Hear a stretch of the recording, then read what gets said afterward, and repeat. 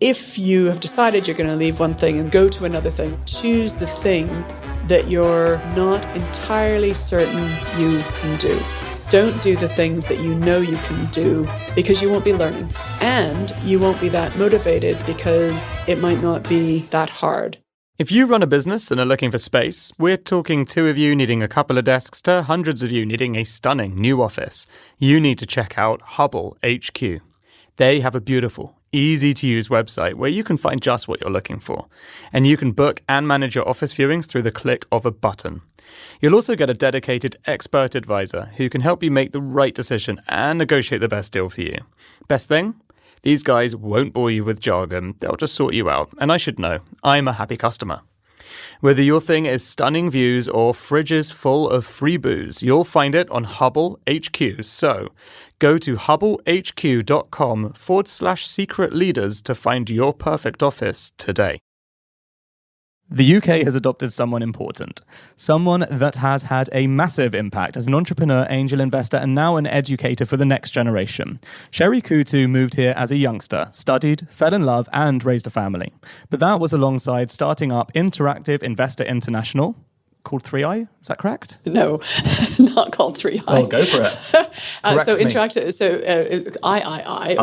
Investor. We try not to call it 3i because there was another very large venture capital company called 3i, and they actually sued us 10 days before we floated the company. So we definitely don't call it 3i. We would never call it that. Well, I'm glad we got this distinction on audio. Okay, well, something easier to explain. So Founders4Schools, correct? Yes. We got that one right. Excellent. Yeah. The Scale Up Institute. Yeah. And also obviously investing in Zoopla, Love Film, sitting on the board of LinkedIn, and being a non-exec director of the London Stock Exchange and Raspberry Pi. Advisory board of LinkedIn rather than board. Advisory board. Good. Well, we're getting all the corrections in, which is important. And I'm right that you are heavily involved in the financial strategy of the University of Cambridge as well. Good. No corrections needed there. Some of the research is spot on.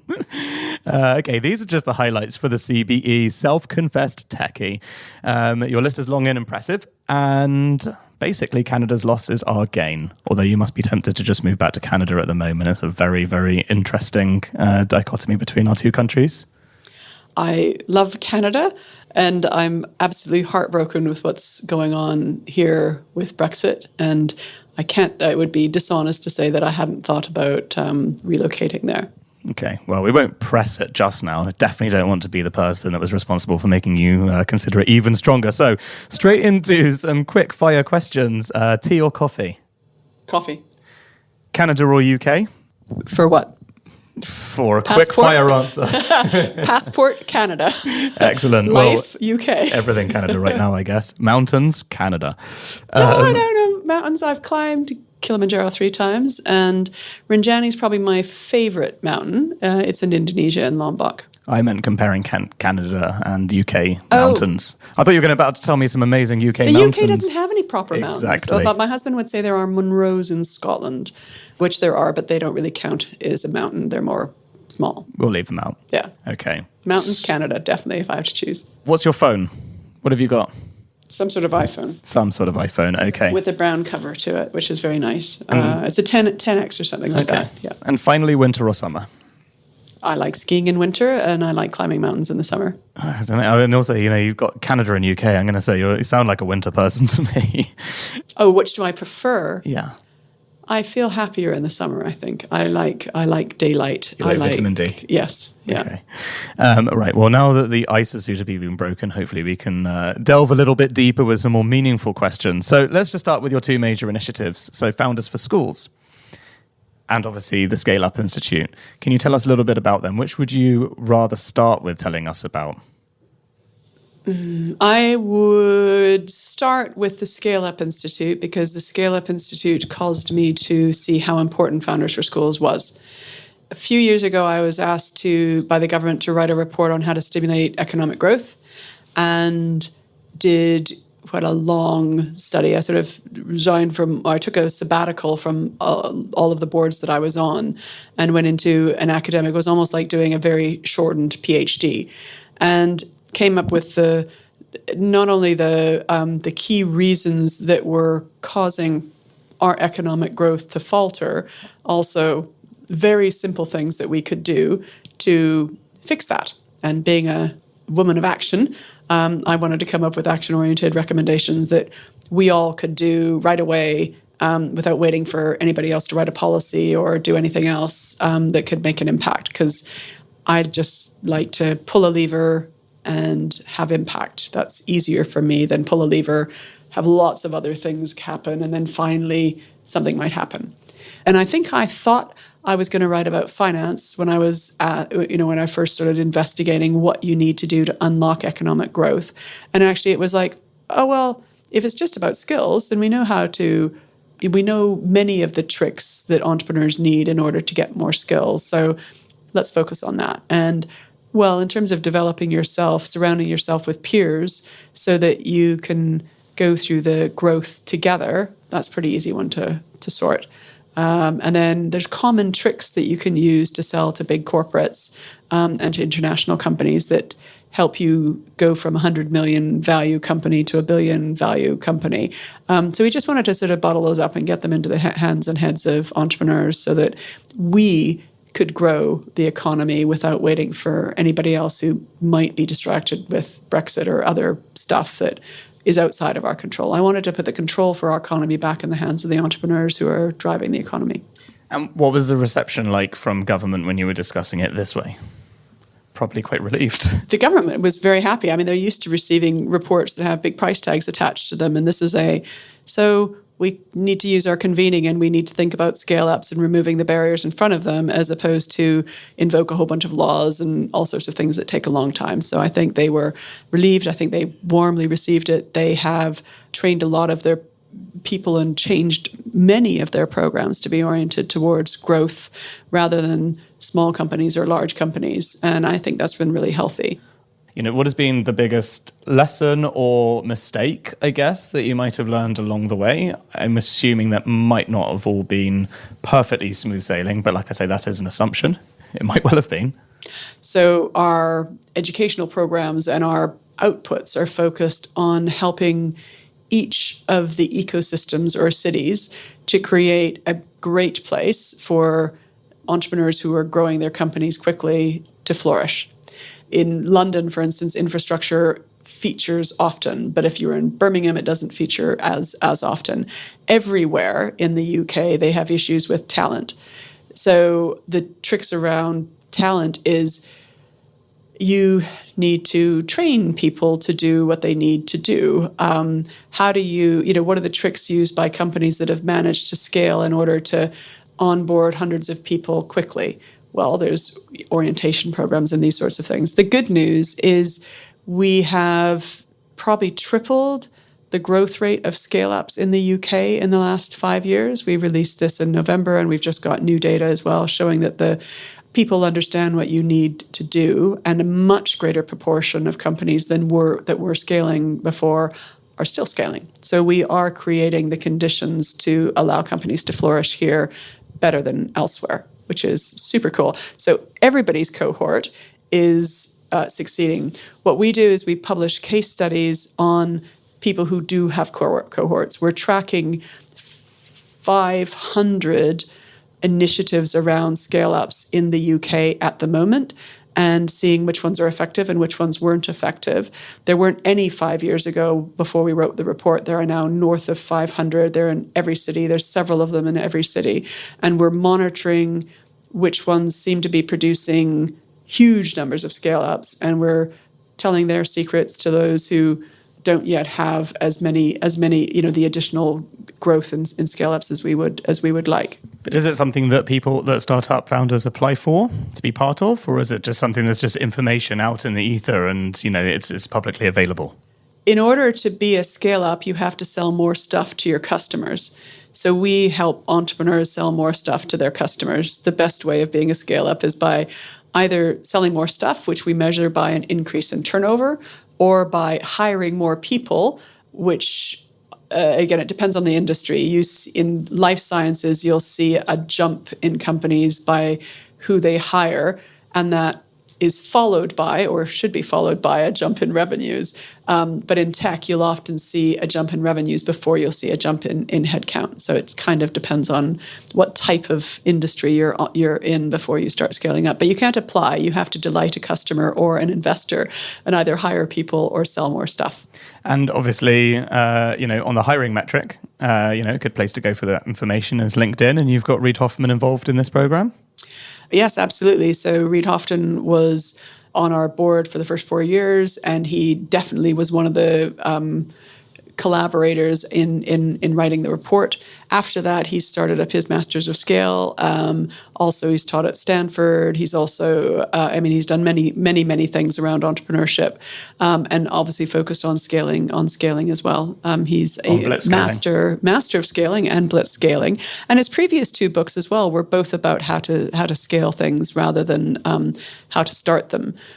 There's kind of a malaise that exists, which many people start things and they don't finish them. And to be successful and to get the economic growth, you need to start something and keep at it and at it and at it and at it. And you need to keep on getting better, and you need to delight your customers. And one of the catalysts for writing the report, indeed making the comments that caused the report to get written, was I was in a meeting and I was a bit grumpy because they were talking about the economic impact that they felt would happen from their entrepreneurship policies. And I think I said, well, you really need to change your policies if you're going to have any economic impact. Come on. And they went, what? Because they had all thought that their entrepreneurship policies, which were about startups, would create, their theory of change was you start something and then magically out of a black box, economic growth was going to happen.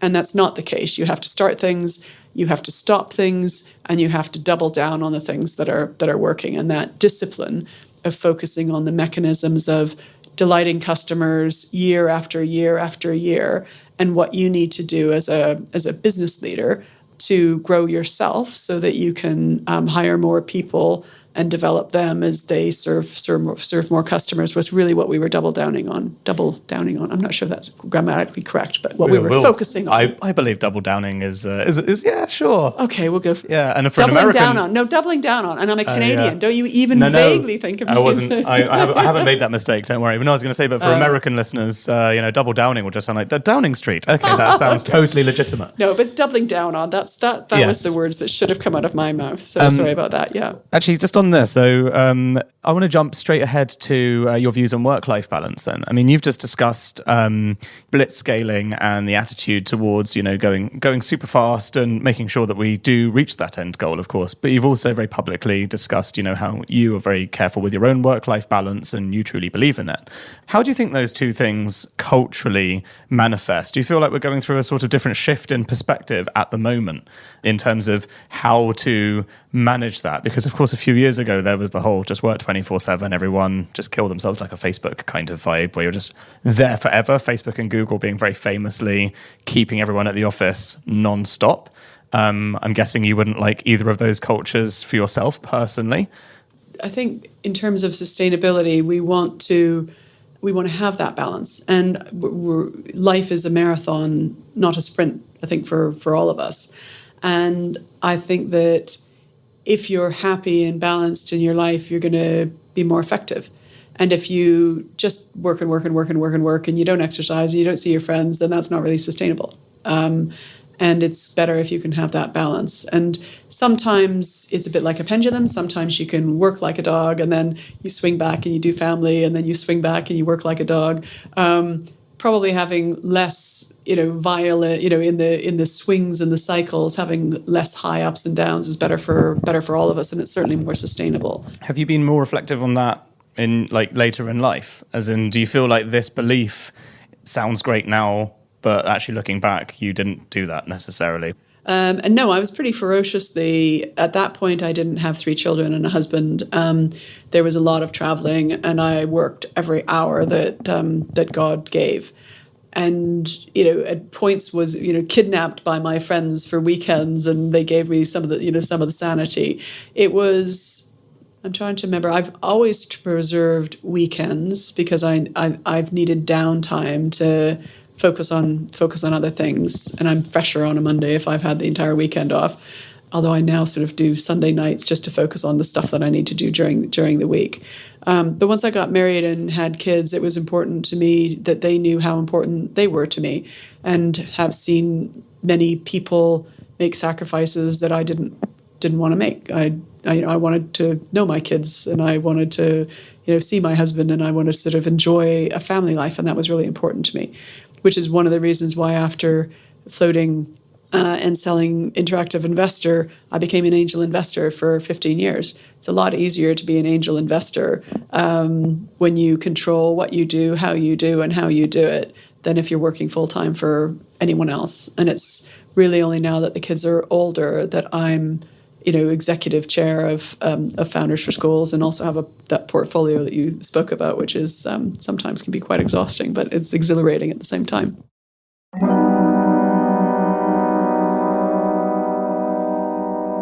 How do some of the world's sharpest minds start their day? By putting their brain first. And it's not just our secret leaders who kick off every day with heights. From Stephen Fry to best-selling author and fellow podcaster Dr. Rangan Chatterjee, who give us rave reviews. So if you care about your brain's health and cognitive potential, think heights. Listeners can get 25% off their first month with the code LEADERSHEIGHTS at www.yourheights.com. As an angel investor, when you were spending time with, young companies like, Zoopla or Love Film, etc., did you at that point try and offer some insights to them about what kind of pace to go at? Like whether that was extremely fast, whether that wasn't, like what kind of angel investor were you, like on reflection? Well, I'm still an angel investor, so I wouldn't use the past tense. But sorry, I actually meant like back then, when you were a full-time professional angel investor for 15 years, which I suppose is different now because, you're one human being and you have a lot of things going on. But a full-time angel investor, I imagine, sounds like you take everything very seriously, but with a 15-year period and some real amazing companies to have spotted so early, I'm guessing you had a specific behavior and attitude to spend that period of your life. I like patterns and I like trends, and it means that product strategy and reading the market. I often refer to it as skating where the puck is going to be as opposed to where it is. That's a Canadian analogy that I use occasionally. The old Wayne Gretzky, other one of missing all the shots you don't take. Yes, exactly. So I think that I can sometimes help with that. When I think of other things, I think understanding your own capacity. So sitting down with with the entrepreneurs, sometimes with their senior leadership team, and helping them see things, even just talk to somebody who's been through it before.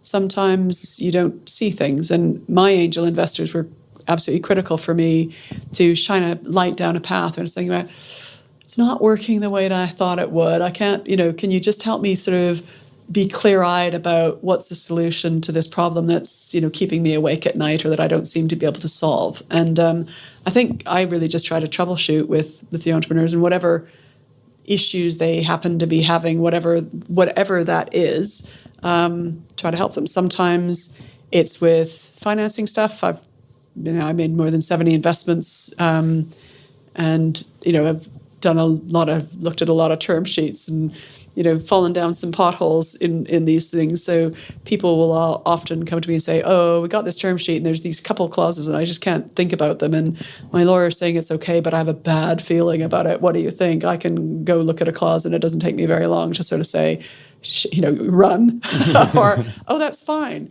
And that can often help people just sort of, know that they don't have to worry about it, or other things. I like industries restructuring and thinking about how industries restructure. The other thing that is probably a sort of signature is collaborations and strategic alliances, getting to yes with other companies so that you can both achieve something that neither can alone is something I love doing and have helped lots of people do. Can you recall one specific moment from your angel investing career that you'd say was your proudest? Whether that was helping someone solve a problem, whether that was a specific exit, spotting someone incredibly early before anyone else, anything like that? Well, I'm sure all of the above, but putting you on the spot to remember one of them. Getting those neurons firing up. Clearly didn't have the right breakfast. Helping people focus on understanding customer segments and thinking hard about these things. avoiding going into a country when you don't have a chance of winning there. And that all has to do with reading the incumbents and not spreading yourself too thin. I think helping people who are often very enthusiastic often try to do too many things. And I think sitting down and sort of just asking questions almost in a Socratic method without telling people what to do. I think what I've learned as an angel investor is not to tell people what to do, but to just ask some questions that they might have been wondering about and help them answer the questions so that they have understood what they need to do, because otherwise you're going around chasing your tail. And I think helping people stop chasing their tail is probably the proudest moment. There's, I don't know, proudest moment is very hard. There's lots of things. But getting the entrepreneur to yes, in some respects. Getting the entrepreneur to see what the right pathway is for them. I resented when I was an entrepreneur, sometimes I resented people telling me what to do. And I think it's impossible to understand. An entrepreneur is taking a lot of information from a lot of different inputs, and they're really the ones that will have the answer to what yes looks like. Sometimes it's hard to read a signal, but I think helping them interpret some of the signals is the way that I approach it, and the way I preferred to approach it when I was first couple times that I was doing it. Okay, so I know that I promised that we would go straight into Founders4Schools, and I've taken on a massive diversion, but I'd love to hear more about it. So what was your inspiration for starting Founders4Schools? The inspiration came out of my angel investing and came out of the scale up work that I'd been doing. The number one problem that all of my investments had, and that I'd also had when I was trying to hire people myself, was getting people with the right skill set. It was also prompted by working with Raspberry Pi, where we had seen a rapid dilution of applicants who had the right skills to do this. So you try to hire people, and they come out of the schools or the universities, and they don't have the right skills. And when you're growing quickly, you really need people to jump in and run very hard, very fast, and to do the right things and to understand what they need to do. And if there's 60, 90-day lag between when they come in before they're capable of helping you do what you need to do, then you can fall over more quickly. So it's very risky if you're a scale-up to not have. It's riskier if you're a scale-up than if you're let's say, a big shrinking company where, big shrinking companies or big static companies, you can afford the time to take months to, induct them and get them through an orientation. But by the time you've gotten somebody to work for you to scale up, you've got piles of customer orders, and you really just need to, you need help. You need someone working quickly. Yeah, and you're focused on customer delight, clearly. I'm focused on customer delight, and focusing on customer delight means you really need people to do things like yesterday. Yeah. So the pain was one that I had absolutely felt at a subatomic level as an entrepreneur, and as a less painful as an investor, but still, feeling the pain. It's like seeing how hard it was to get people. And then when you were so happy that you got them, and you thought, oh, they don't know how to do what I need them to do. Oh, I have to help them figure this out. And that just takes time. And Founders4Schools was seeing that by then my kids were teenagers, and I saw that at the school level, the guidance that they were getting in the schools was to work for the big shrinking companies where I knew everybody was miserable. And the really exciting companies, the startup and scale-ups, they were not getting any look in or any attention. It's like, you should be a doctor, or you should be a lawyer, or you should go work for the government, or you should be a teacher, but not you should go work for, Raspberry Pi or Calm or, any of the, fantastic, Uber or, Just Eat, shouldn't work for those. They'd never heard of those. But I know that they are 100% of the net new jobs that there are. So you've got, there's these really interesting companies doing really interesting stuff where if you went to work there, you'd be like, yes, you'd be busy and you'd be a little bit stressed, but you'd be actually creating the world we wanted to live in. Or you could go work for a big dinosaur that was on its way to extinction, and the schools seemed to be talking about these big ones because they'd heard about them, and the little ones who didn't have time to go market themselves to schools or teachers or anything else weren't getting a look in, and that made me grumpy. It seemed wrong. It was like, well, how can we not mention this vibrant pathway which everybody should be really excited about. We should give them hope. They're the more interesting jobs. And why aren't we telling people about that? And I spoke to a bunch of teachers, and they weren't aware of the vibrant part of the economy. And they weren't aware of how to find them. And their social circles and the parents at the schools didn't allow them insights to that either, because, the tech economy is kind of not like a bubble, but it's It's you're not either a bubble. Yeah, it's not a bubble, but sometimes they didn't overlap. And it seemed, well, you've got people who need the skills, and they were in school, so they understand the issue. And when they were in school, they often felt like misfits because they were interested in things that the teachers didn't seem to be interested in. Some subjects, they couldn't see why they would want to do that subject because it wasn't, it didn't excite them. And I think, well, if they can just go in and talk about what they do, then that enthusiasm and excitement will rub off, and at least it will be different than this is what an accountant does, this is what a lawyer does, this is, or a doctor, which is, there was plenty of that, but they were missing the key part. And because I'd, at that point, had started up my own company, which was my first company was a double-sided marketplace. The second company, Interactive Investor, double-sided marketplace. LinkedIn, double-sided marketplace. Zoopla, double-sided marketplace. Love Film, double-sided marketplace. I was used to getting people who wanted things to the people that they wanted. And it was just like, well, the employers want the students and the students want the employers. Why don't we just make it easier for them to see each other? And with LinkedIn, you had 70 to 80% of business leaders were, findable.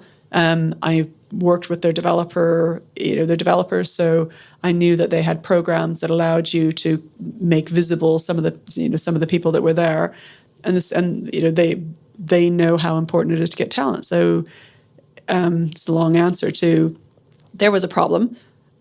Nobody seemed to be fixing it. It was extremely fixable. So I sort of got together asked a bunch of people and said, am I really seeing this? Does it exist? Is this really a problem? I think it's a problem. And I also think that this is a possible solution. And everybody said, yeah, that's a total, yeah, but probably be very difficult. But yeah, that should, yes. So we did a prototype. It worked. We then scaled up the prototype. It's working. We've just passed helping 250,000 kids. On average, we've introduced them to 3 founders each. So beginning of January, we passed 250,000 young people. This What's week, the range of a young person in this scenario? The age, 14 to 18 or? The usage ranges between 6 and 18. But the majority is 11 to 14, and we target that. We don't stop teachers of primary school students from using our services, because that would seem mean and churlish. And actually, if the child's 6 and they meet an entrepreneur, that's probably a good thing. And if the entrepreneur is willing to talk to a 6-year-old, why would one say no? But we don't really do marketing; it's all word of mouth. But we're happiest when it's an 11 to 14-year-old, because this is before they're doing their GCSE and their A levels. And we're really worried about children choosing the subjects that don't lead to the ability to work in a startup or a scale-up. So some of the foundational things, maths or technology, mathematics is a foundational subject, really, really important. Physics, pretty important for solving the world's biggest problems. So if you want to solve one of the world's biggest problems, understanding physics is probably pretty important. But if you can't understand why you might want to do that, then you might not choose that subject. But if you met someone who had a passion for physics and says, hey, I get to do this really cool stuff all day long, you're more inclined to do that. One of the most powerful questions you really can ask a child is what you want to be when you grow up. Have you done any tracking of that to see, how those answers, or if not, if you say fascinating, how those answers change before and after the, coming into contact with entrepreneurs? Because I suffered from that myself. And I'm sure, like you've just said, like most people really do this. I ended up studying English and art history, and everyone's like, why? I'm like, I had no idea what I wanted to do. So that just gave me more time to figure it out. Like sadly, I just had no idea. And my father ran a business. I didn't know I wanted to be an entrepreneur. So even a family of entrepreneurs in my business, I didn't even know that was what I wanted to do at that point. Yep.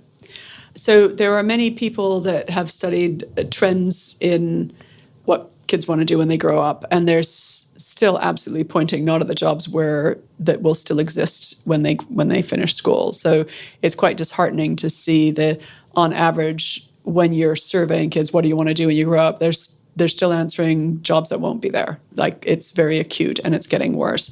What we hear from the teachers is that there's a 24% want to study STEM subjects, and 92% of the vacancies are in STEM. So what we hear from the teachers is there's a jump in the number of students that choose a STEM subject after compared to others. So you have, and this is very consistent over the last 6 years, so it triples the percentage of children who choose a different subject.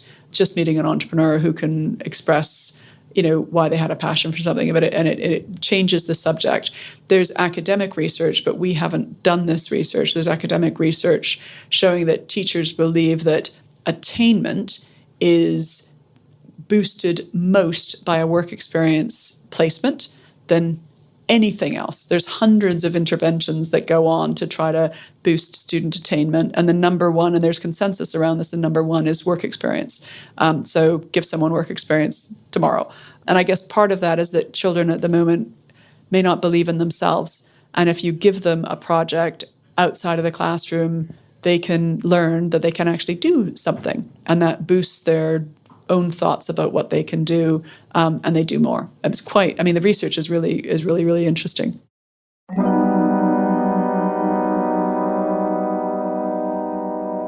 Sorry to interrupt, but I just wanted to tell you guys about the team I use for hiring tech talent, the amazing LaFosse Associates. They're specialists at finding the best people in technology, digital, and change management, and they have an incredible program that takes leadership teams through pre- and post-funding recruitment and scaling headaches. I know you know what I'm talking about. So if you're looking to scale a tech team, you need LAFOSSE.com. Now back to today's secret leader. Coming back to a reflective part of your life, and obviously you get the benefit of seeing all the impact that you're having on people over an age period. I guess you didn't have any of this because none of us did. It's why you've looked to solve it. What are the things you wish that you'd have known when you were growing up? What were the sort of, it's an interesting one, but I guess, insecurities or challenges that helped shape you? Because you're obviously a very accomplished and successful lady. So it's interesting because some of those insecurities and learnings about yourself in that period would have actually helped to your benefit in your case. I wish I had understood how important working in diverse teams was. I think I've learned that. If I think about my first couple of companies, I might have hired a lot of people who were more like me. And I think that success really comes from getting a diversity of views and mindsets around the table. And I used to avoid people who had mindsets that weren't quite the same as mine. And it's dangerous to surround yourself with people who think in the same way. And if I can think of the biggest bloopers and most painful lessons, it's when you really were almost in an echo chamber and you turned off your need or your desire to listen to people who had dissenting voices. And people who have dissenting voices are really important to listen to. And by listening to them and accommodating them, you de-risk, I'm not saying you guarantee success, but you de-risk a catastrophic failure because you made an assumption that was wrong. You've mentioned really hard lessons. Can you share one or two of those really hard lessons? You also said if anyone's listening, we hope there's thousands of people listening to your fantastic stories. So a lot of impact to be made from sharing, some hard lessons that you've reflected on. You wish you'd done something differently. I have accidentally ran out of cash before. So not keeping my eye on cash flow is... That's an economist saying that. Yeah. And I definitely should have known better.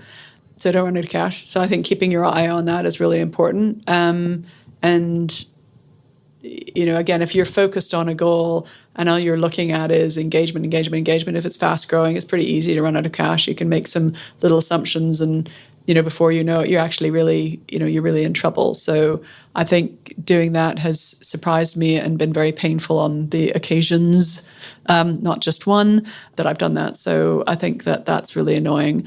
And I think focusing on the culture or occasionally not focusing on the culture and what's important to nurture a culture in a fast-growing company has also been really very painful. When you're growing quickly, you're hiring people who have different assumptions about how things are run. And I have forgotten on occasion that every time you hire someone, they've got different assumptions and they bring a different culture. And if you don't let it be known what the culture is of your organization as the founder is, then it can get diluted every time someone joins. And then before you know it, you don't feel like it's yours. And that's, for all the blood, sweat, and tears that you might have put in and all of the lessons that you've had that caused you to want to have that culture, that's too easy a trap to fall into. And it's not that easy to avoid, because if you're very, very busy, it's very hard to think about what people do they know, and you can't, without spending time with people, see that they really didn't understand or that their underlying assumptions are different. So that takes time, and it's difficult to find the time to do that when you don't have a lot of time. But those are both painful lessons that I have learned, and culture is critical and cash is, so 2 C's, culture and cash. And culture comes from the word cult, of course. So, being a cult leader, and some of the best companies with the best cultures do genuinely feel like cults quite often, which is an interesting fact. Culture eats strategy for breakfast. What do you think about that? It's absolutely true. Yeah? Yeah. Okay, because there's definitely guests on the show that would be like, absolutely not. And strategy is key. Well, I think both are really of course, important. But if you have to prioritize, if I had to prioritize, it would be a culture and a team that is focused around delivering. Execution eats. I think culture gives the ability to execute on a strategy. Now, executing on a crap strategy doesn't help you, but executing on a good strategy is really helpful. But if you have a great strategy and you don't have a team that can execute because their culture's all over the place and they don't agree on what needs to be done, then you don't go anywhere. And it's not a nice place to work in. And you want to have a place to go to where you feel happy and that you're flourishing. And culture, if it's out of sync, makes for, dissatisfaction and people who would rather, if you're going to spend that much time at work, any amount of time at work, you might as well feel that it's a place that feels comfortable for you. You talked earlier about, the weekends, your weekend time. Yeah. Do you meditate? Do you do yoga? Like, what are your typical practices? Have they changed over the years? Were you just, a nutcase that just worked 25 years ago, and now you realise that maybe some yoga is probably a wise idea? Or I'm not very good at yoga. I'm probably better at Pilates, and I swim. I love swimming. It's the time, it's probably where I meditate. I'm a long distance swimmer and I need that. It's a repetitive behavior. I work out things in my mind. And I think that keeps me pretty sane. I try to walk rather than take the tube. I don't really love the tube. Try to walk, try to build that in, like cycling. And I like sort of walking in mountains and stuff, but the thing that I need Pilates because that's good, but the swimming is what gives that the calm. I'm terribly uncoordinated. I'm not good at yoga. Well, the good news is I think Pilates is even more difficult. So, you've just trumped that anyway. Well, excellent. Okay, so final couple of questions. What is the best advice anyone's ever given to you? The best advice that anybody has ever given to me the easiest one you remember. Oh, no, I know the best advice that somebody's given me. Okay, good. It was when I was at university, and they were saying, at any time you'll be thinking that there's 10 other things that you could do, and you'll be weighing up, should I be doing what I'm doing, or should I be moving on to the next thing? And if you have decided you're going to leave one thing and start up, go to another thing, whatever that might be, do yourself a favor and choose the thing that you're not entirely certain you can do. Don't do the things that you know you can do with your eyes closed, because you won't be learning. And you won't be that motivated because it might not be that hard. So it's really is part of philosophy of lifelong learning. If you're sure you can do it, then you're just going to cruise and it won't be as interesting to you. And if it's not as interesting to you, it won't be as fulfilling to you.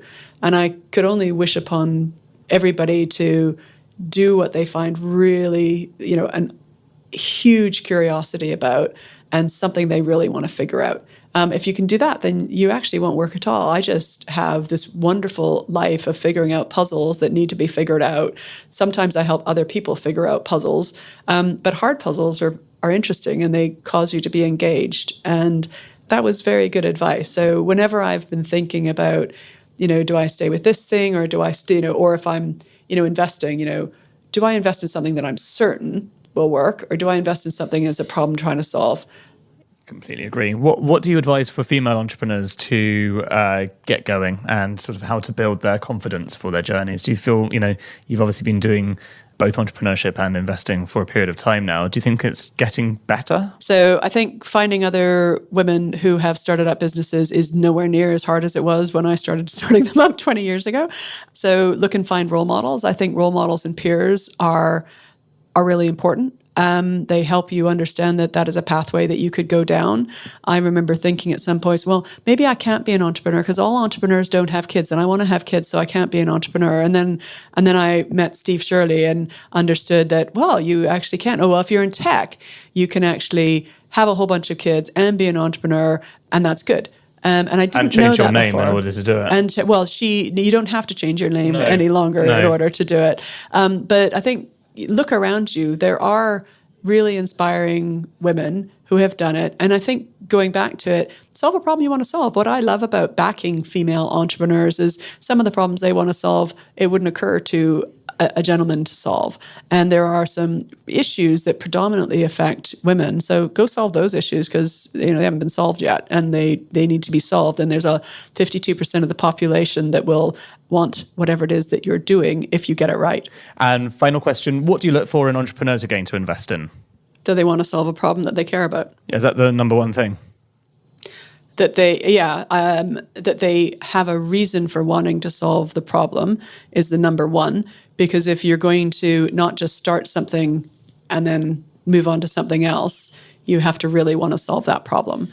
So it's not that there's a problem we're solving, it's that they have a real reason for wanting to solve that problem. That will keep them going in the dark days when you're having bad days. And you have bad days when you're starting out, and even if you've been going for a long time, you have dark days. So you have to want the thing to come about.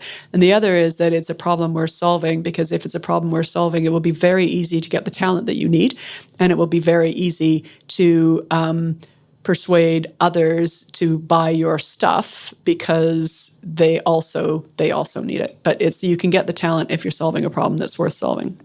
Let's say they tick boxes 1 and 2, but they have a horrific ego to go with it. Does that actually matter, or is the fact they're trying to solve a really hard problem tantamount to the success? Okay, so there's 3 things. Is that they want to solve the problem. They've got a reason to solve it. It's not just, I can make a quick flip.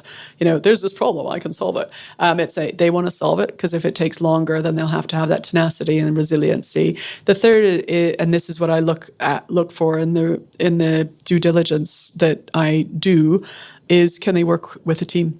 Because you can't achieve things as a single entrepreneur. And when my worst failures as an investor come from having invested in a hugely talented salesperson who can persuade you to do almost anything. But what they haven't been able to do is attract and retain a team. And having constant churn on a team will kill anything. So it's all those 3 things. But you know the answer already when you ask me. And what's the worst habit a founder might have that you'd advise against? I love all founders. I don't know if there are bad habits. Okay, fantastic answers. Thank you so much for your time, Sherry. Thank you. Brilliant. Next week on Secret Leaders. Imagine if 1 million women could raise $1 billion to leave as a legacy so that 10,000 female entrepreneurs would be funded every year forever. And if the person goes, that sounds amazing, then I'm like, great, join us. That was Vicky Saunders, the founder of SheEO. She's on a mission to empower and create more female CEOs with an innovative funding model that flips traditional business financing on its head, whilst creating a more prosperous fund, return to investors, and of course, more female CEOs in the world building value. It's a hugely inspiring and fascinating conversation, one which I hope you enjoy. So tune in next week or you'll miss out.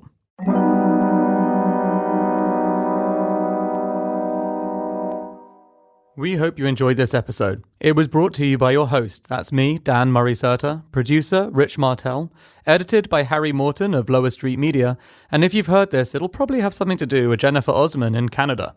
You'll also notice throughout this series we've got some beautiful illustrations made for every episode, and that's all thanks to Christina Naru of smartupvisuals.com.